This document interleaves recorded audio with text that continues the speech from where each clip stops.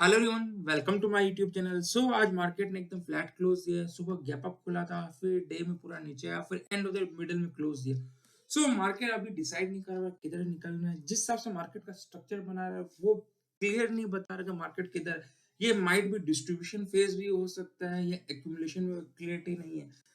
एक चीज मैं आज नोटिस कर रहा था मार्केट में, ये मोमेंटम जब से यहाँ पे मार्केट ने अच्छा मूव दिया है। आप देखिए मार्केट ने यहाँ पे लास्ट टाइम क्या किया था। आप जब तक हिस्ट्री नहीं देखेंगे आपको समझ में नहीं आएगा। आप ये देखिए मार्केट ने लास्ट टाइम जब मोमेंटम दिया था, यहाँ पे एक अच्छा खासा बेस बनाया, फिर यहाँ पे डाउन गया, फिर मूव दिया, फिर यहाँ पे एक छोटा सा बेस बना के निकल गया, फिर से एक मूव दिया, फिर यहाँ पे बेस बनाया, फिर यहाँ पे एक मूव दिया, कंसोलिडेट किया, फिर एक से यहाँ पे कंसोलिडेट, फिर एक मूव दिया। अगर आप देखेंगे लास्ट 2000 जनवरी से मार्केट लगभग एक ही रेंज में ट्रेड कर रहा है। ऑलमोस्ट यहाँ पे आप बात करेंगे लगभग 1.5 महीना हो चुका है मार्केट एक ही रेंज में ट्रेड कर रहा है।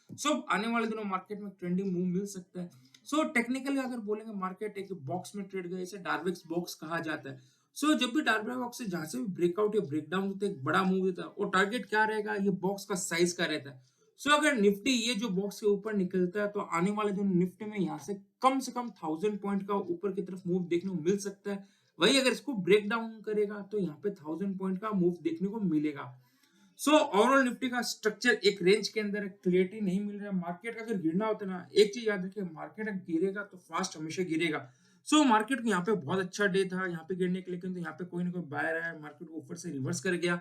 फिर से अगर आप देखेंगे निफ्टी ने यहाँ पे एकदम शूटिंग स्टार में पुल बैक किया था, और नेक्स्ट डे यहाँ पे गैप डाउन में फिर बाइंग आई। फिर नेक्स्ट डे यहाँ पे देखिए नेगेटिव कैंडल बन के नेक्स्ट मार्केट गिरा भी था, तो लास्ट में बाइंग आई।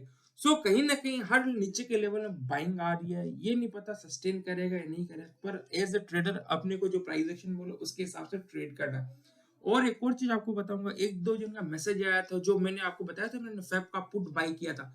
मैं आपको क्लियर करता हूँ, ये जो पुट्स मैंने बाई किया, क्यों बाई किया, तो मेरे को पता अगर मंथली एक्सपायरी मैं लूंगा तो उसके प्रीमियम डिके होंगे। वही अगर सॉरी वीकली एक्सपायरी का लूंगा उसमें प्रीमियम डिके होंगे, और मार्केट वॉलेटिलिटी मेरे कहीं ना कहीं प्रीमियम पूरे डिके जीरो हो जाएगा। इसीलिए मैंने मंथ एंड के ऑप्शंस बाय किए थे, पुट के बाय किए थे। और उस एक तरह से वो मेरा हेजिंग है। अगर पहले मैंने सोचा था इस समय ट्रेडिंग के हिसाब से लूंगा, फिर मैंने जो मंथली का लिया, मेरा प्लान था कि जो मेरे पास ऑलरेडी पोजीशन है उसके अगेंस्ट मार्केट अगर बिग गैप डाउन खुलेगा तो मेरा पोर्टफोलियो कहीं ना कहीं हेज करेगा, प्रोटेक्ट करेगा। वो ऐसे इंश्योरेंस की तरह है, अगर वो जीरो भी होता है मेरे पोर्टफोलियो बड़ा डेट नहीं लगता। जब भी आप कोई मंथली ऑप्शन ले, अगर आपको लॉन्ग टर्म व्यू, आपको ये देखना होगा पोर्टफोलियो कितना परसेंट इफेक्ट करने वाला है। अगर वो यहाँ से जीरो भी हो तो मेरे पोर्टफोलियो हार्डली 0.5% या 1% का ही इफेक्ट आने वाला है। क्योंकि पता है अगर मार्केट ऊपर जाएगा तो मेरे पास ऑलरेडी जो पोजीशन है लॉन्ग टर्म और ट्रेडिंग में, तो मेरे वहां पे वो डिसेंट रिटर्न देंगे, वो माइट 5-7% रिटर्न दे, और जो ऑप्शन है उसके डीके से 1% का इफेक्ट है। ये देखिएगा, अगर वो आपके ऑप्शन आपने अगर बाई किया है, अगर मैंने अपने जो टेलीग्राम में शेयर किया, तो आपको अगर प्रीमियम वो जीरो होता है तो आपका जो पोर्टफोलियो है, आपका कैपिटल उसका कितना परसेंट है, अगर लगे वो कैपिटल का 10% इरोड करे तो उसको एकदम राइट ऑफ कर दिए, उसको एग्जिट कर दीजिएगा। क्योंकि सबसे बड़ा गलती रिटेल पब्लिक यही करता है, वो अपना रिस्क को नहीं देखता है कि जो पोजीशन ले रहे हैं उसके अगेंस्ट में उनका कैपिटल कितना परसेंट उसको इफेक्ट करने वाला है। सबसे बड़ा चीज ये देखिए, मार्केट में आपको बड़ा पैसा बनाना है, सिस्टमेटिक पैसा बनाना है, लॉन्ग टर्म के लिए टिकना है, तो आपको ये देखना पड़ेगा जो भी आप ट्रेड ले रहे हैं, अगर आप गलत होते हैं तो अपना जो कैपिटल उसका कितना परसेंट आप खोने वाले हैं। अगर आपको ये कैलकुलेशन रहेगा तो आप मार्केट में लॉन्ग टर्म के लिए सस्टेन करेंगे, और एक बार आप सस्टेन करने लगे, सिस्टम समझे, तो आप धीरे धीरे ग्रेजुअली मार्केट से बड़ा पैसा बना सकते हैं। ये मार्केट में एक जर्नी है, जैसे आप सीए करते हैं, प्रोफेशनल कोर्स करते हैं, एमबीए करते हैं, जिसमें 2 साल 5 साल लगता है, और हर बार आपको एक एक लेवल का टेस्ट देना पड़ता है, और आप ये उसमें अपग्रेड करते हैं। किंतु शेयर मार्केट में ऐसा नहीं है। आपको अपना जो परफॉर्मेंस है आप खुद को ही एवेल्युएट करना पड़ेगा, या आपने कोई भी जो आपके टीचर है, जो मेंटर है, उसके थ्रू अगर आप उसके बैठते हैं, समझते हैं, ट्रेड जर्नल बनाते हैं और उसको दिखाते हैं, तो वो आपको बताते हैं आप कहाँ गलती करें। चलिए निफ्टी का एनालिसिस स्टार्ट करते हैं। कल निफ्टी में कहाँ कैसे मोमेंटम का मैं प्लान कर रहा हूँ। ये देखिए निफ्टी में अगर आप देखेंगे आज मार्केट में क्या हुआ, आज मार्केट में यहाँ पे गैप अप खुला, यहाँ पे शार्प सेलिंग देखने को मिली, और एग्जैक्टली जो प्रीवियस डे का लो था उसके पास आके मार्केट में बाइंग मिली और मिडिल में क्लोज दिया। कल मार्केट में नीचे मोमेंटम कहाँ है, अगर निफ्टी कल 21,850 के नीचे जाता है तो एक सेलिंग देखने को मिल सकता है। वही अगर निफ्टी ऊपर में 22,000 के ऊपर निकलता है तो एक बाइंग देखने को मिल सकता है। इस एरिया में अगर निफ्टी रहेगा तो प्रीमियम डिके होने, और कल निफ्टी का वीकली एक्सपायरी भी है। निफ्टी का डिस्कशन हो गया, अब चलते हैं अपने टेलीग्राम चैनल में आज मैंने क्या अपडेट किया। मैंने आपके साथ शेयर किया था, मैंने टोरेंट पावर बाई किया था, मैंने बाई किया था वो था 1021 1060 में बाइंग था, लेट अपडेट की वजह से 1020 मैंने आपके साथ शेयर किया था। आज इसने लगभग 19% रिटर्न दिया, तो मैंने यहाँ पे कुछ क्वांटिटी बुक भी कर लिया। जैसे ही मैंने वहां पे बुकिंग किया, ये देखिए इसका जो हाई था वो 1207 था, और मैंने जो प्रॉफिट बुक किया था कुछ क्वांटिटी मैंने 1198 में सेल किया था। फिर बैलेंस क्वांटिटी जब मेरे को लगा प्राइस एक्शन नेगेटिव है, तो मैंने वहां पे मेजर क्वांटिटी सेल कर दिया था। टोरंट पाउंड में एक अच्छा मूव मिला। फिर उसके बाद मैंने बैंक निफ्टी का ऑप्शन ट्रेड लिया था हीरो जीरो, वो लास्ट में जीरो हो गया, इसमें कोई खास मोमेंटम आया नहीं, मार्केट में एक शार्प रिवर्सल आया। आज मैंने कोई भी नया ट्रेड नहीं लिया, क्योंकि एवरीडे ट्रेड करना सही नहीं रहता है। मैं आपको ये बोलता हूँ, जब मार्केट कंडीशन सही रहता है तो मैं एग्रेसिव ट्रेड करता हूँ। अगर मार्केट कंडीशन सही नहीं रहता तो अवॉइड करिए, मार्केट को देखिए, वॉच करिए क्या हो रहा है, आपको पोर्टफोलियो कैसे परफॉर्म कर रहा है। क्योंकि एवरीडे करते हैं तो एक नशा है मार्केट में, अगर आप नशे की तरह करेंगे तो आपको कहीं ना कहीं बड़ा लॉसेस होगा। किंतु वही अगर आप सिस्टमेटिकली करते हैं, अपना प्रोसेस फॉलो करते हैं, तो आप मार्केट से पैसा बना सकते हैं। चलिए कुछ स्टॉक ले लेते हैं। पहले आप बात करते हैं कल कौन सा स्टॉक में मूव आएगा। पहला स्टॉक जो मेरे को लगता है कल अच्छा मूव दे सकता है वो हिंदुस्तान जिंक है। हिंदुस्तान जिंक देखेंगे, यहाँ पे बहुत टाइम से एक अच्छा वीसीपी पैटर्न बना रहा है, यहाँ पे बहुत अच्छा फैक्टर बना, कब विद हैंडल बना रहा है। अगर आप देखेंगे धीरे धीरे क्लासिकल पैटर्न है। अगर ये बड़ा निकलता है, इस एरिया से ब्रेकआउट दे, तो आने वाले दिनों में हिंदुस्तान जिंक में मेरे हिसाब से कम 20-30% तक का भी मूव देखने को मिल सकता है। यहाँ पे अपने को एक लो रिस्क एंट्री का मिल रहा है। इसमें मोमेंटम कहाँ बनेगा, अगर ये 321 के ऊपर निकलता है, मेरे को लगता है इसमें एक अच्छा खासा मोमेंटम देखने को मिल सकता है, और इसका जो स्टॉप लॉस रहेगा वो रहेगा 305 का।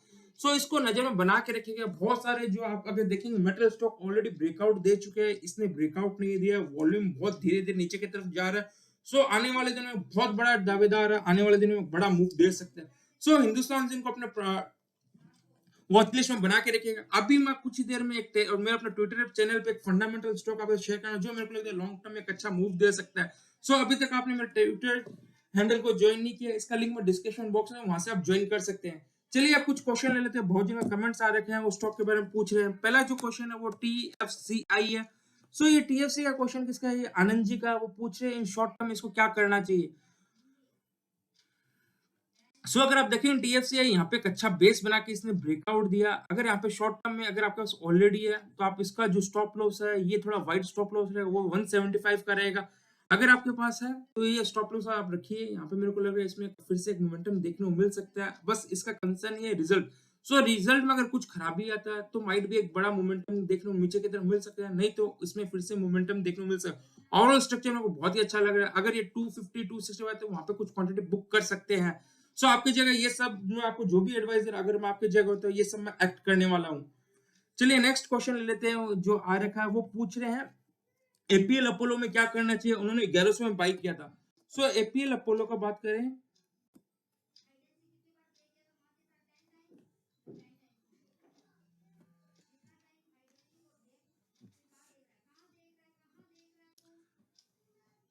अगर आपको कोई भी क्वेरी है, कोई भी कमेंट है, प्लीज इस वीडियो के एंड में लिख दीजिएगा और बताइएगा आपको शॉर्ट टर्म व्यू चाहिए, लॉन्ग टर्म व्यू चाहिए, किस हिसाब से आपका व्यू चाहिए, तो उसके हिसाब से मैं आने वाले दोस्तों पूरा प्रॉपर एनालिसिस करूंगा। एक जन पूछ रहे हैं, विशाल जी पूछ रहे हैं एपीएल का क्या करना चाहिए। अगर आप देखेंगे एपीएल ने यहाँ पे बहुत अच्छा बेस बनाया था, अच्छा बेस बना के यहाँ पे अच्छा ब्रेकआउट दिया। ये बेस किसका सिमिलर लगा कमेंट में बताया। अभी एक मैंने स्टॉक शेयर किया था, फिर इसने अच्छा मूव दिया, फिर से 200 पे सपोर्ट लिया, फिर से अच्छा मूव दिया। अब धीरे धीरे ये देखेंगे 200 के नीचे जाने लगा, तो ये बहुत ही कंसर्निंग फैक्टर है। जब तक ये इसके ऊपर नहीं जाएगा, इसका ट्रेंड थोड़ा नेगेटिव बन चुका है। मेजर इसका जो सपोर्ट अगर आप देखेंगे, मेजर ये सपोर्ट 1100 है जो आपको बाइंग है। अगर आपकी जगह मैं होता तो मैं क्या करता, अगर ये वीकली बेसिस पे 1300 के नीचे जाता तो मैं यहाँ पे कुछ क्वांटिटी बुक कर लेता, या माइट भी अगर इस एरिया के ऊपर निकले, यहाँ पे पुल बैक मिले, फिर से ये 1500 या 1550 के पास आया, तो यहाँ पे कुछ क्वांटिटी बुक करता। ओवरऑल इसका स्ट्रक्चर मेरे को थोड़ा नेगेटिव दिख रहा है। आने वाले दिनों माइट भी 1120 के लेवल्स देखने को मिल सकते हैं। दो क्वेश्चन हो गए, अपने बात करते हैं नेक्स्ट स्टॉक का जो मेरे को लगता है कल अच्छा मूव दे सकता है। एक स्टॉक मैंने आपको हिंदुस्तान जिंक शेयर किया, सेकंड था केन्स। अगर आप देखें केन्स का आईपीओ में से मल्टीबैगर रिटर्न दिए, अब यहाँ पे फिर से वीसीपी पैटर्न बना रहा है, कप विद हैंडल बना रहा है। ये फ्रैक्टल है। इसमें मोमेंटम कहाँ बने, अगर ये 3000 के ऊपर निकलता तो इसमें एक अच्छा मूव देखने को मिल सकता है। इसका जो स्टॉप लॉस रहेगा वो रहेगा 2800 का। अभी तक आपने मेरे वीडियो लाइक नहीं किया, इसे लाइक करिए, चैनल सब्सक्राइब करिए और फ्रेंड लोगों का शेयर करिए। एक और क्वेश्चन ले लेते हैं, यस बैंक के बारे में पूछ रहे हैं प्रदीप जी। यस बैंक ने आज तक गजब ही मूव दिया। यहाँ पे जो मोमेंटम था बहुत ही लेट है, लेगार्ड है। सो अगर आप देखेंगे येस बैंक में अगर आप देखेंगे जो लास्ट टाइम इसने एक बड़ा मूव दिया था, इस पे निकले एग्ज़ैक्टली यहाँ पे टाइम स्पेंड ब्रेकआउट दिया।